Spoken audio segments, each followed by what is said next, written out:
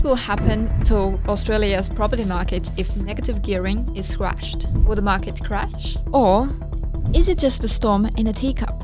This is everything you need to know about negative gearing and the effects the loss of it could have on the Australian property market. I'm Junge Ma, the lead research analyst at InvestorKit. Let's jump into it.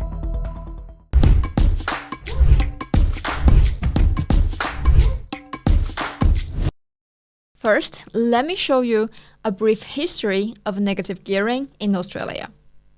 In 1936, it was introduced to encourage investment, increasing rental properties, and address the housing shortage problems at that moment. Then, in 1985, the government tried to put restrictions on negative gearing by not allowing rental property losses to reduce tax on other sources of income. But in 1987, there was a shortage of housing and rent rose a lot over the 2 years it was abolished. As a result, in 1987, negative gearing was completely restored. So what happened after each of those milestones? In 1936, after it was introduced, no significant changes happened to the house prices. In 1985, after it was abolished, price first increased a bit and then slightly declined. In 1987, after it was restored, price actually surged for a few years. However, it was unlikely just because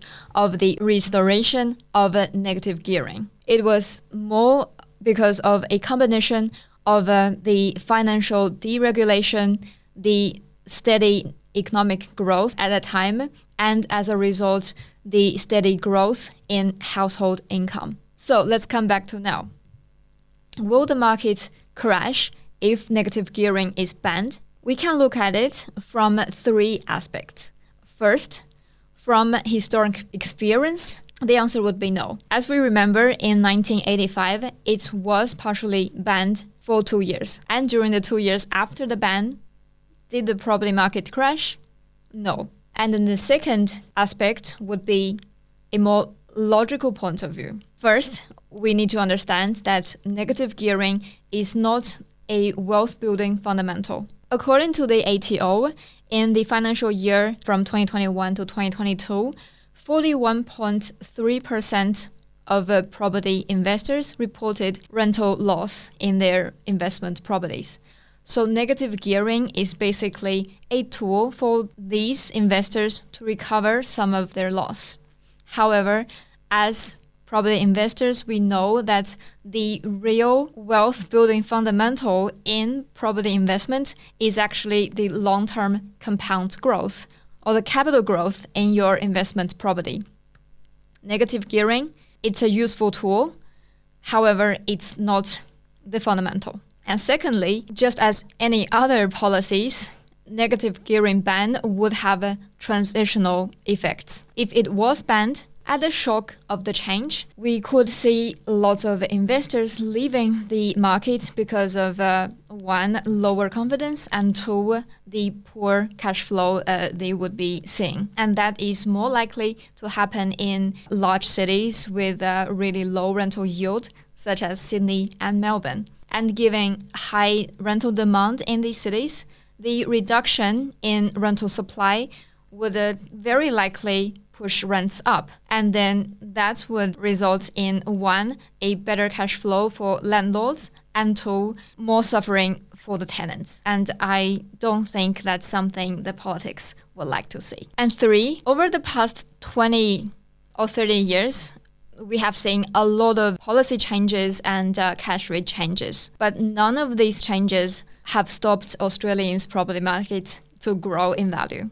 Over the past 20 years, Australia's average house prices have increased by 188%, while all those changes were happening. Some of the policy changes include in 2008, a first home owners grant boost was introduced, and then 2 years later in 2010 it was removed. In 2017, because of the high foreign investors activity, APRA has actually put on lots of restrictions on investment lending and foreign investment lending. And at the same time, cash rate decreased all the way down to 0.1%, and then in the 2 years since 2022 surged all the way back to 4.3%. So when each of these changes happened, in the short term, we did see a decrease in either owner-occupiers' activity or the investors' activity. But eventually, after 1 or 2 years, they would come back to the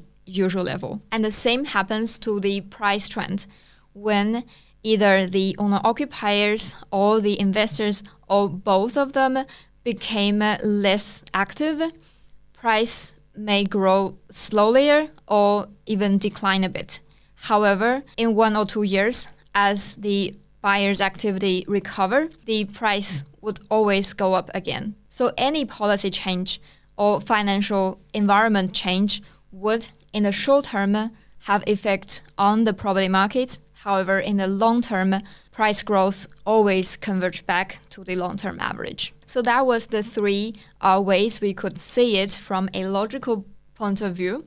And the third thing that's making me think that a negative gearing ban wouldn't affect the property market much is actually a model made by Grattan Institute. So in September 2024, Grattan Institute updated their model, initially made in 2016, about what would happen to Australia's property market if the Labour government went ahead and changed the tax breaks. According to the model, house prices would only fall about 2% if that all happened. 2% to me sounds like a very slight drop. So, in summary, negative gearing ban doesn't mean property market crash. We can tell it from the history, basically what happened in 1985 to 1987. We can tell it from logic. It's not a wealth building fundamental. It has transitional effects and push rents up.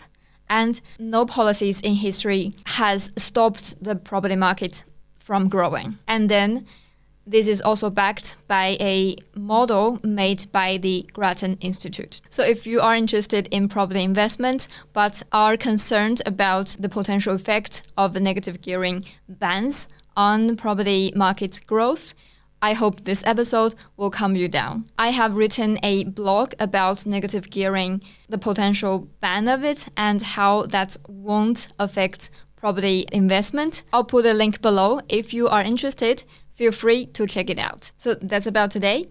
If you have any questions or you agree or disagree with this episode, feel free to leave a comment below. Arjun and I will try our best to reply to every comment. I'm Junge Ma, the lead research analyst at InvestorKit. Thank you for your time, and I'll see you next week.